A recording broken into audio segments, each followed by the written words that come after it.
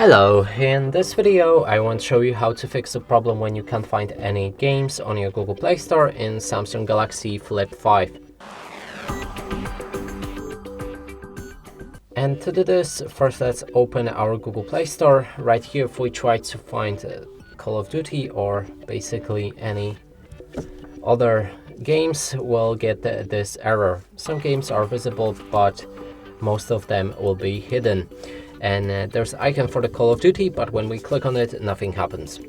Now, to fix this, we'll need to click on our profile picture, head on to the settings and enter Family, select Parental Controls, and right here you can either disable Parental Controls entirely or enter Apps and Games, insert the PIN code and increase PG to at least 16. Make sure to save the settings afterwards, and now if we look for the game again, it's right here and we can install it. And that's it for this video. Hope you like it. Please consider subscribing to our channel, leave a like and a comment below.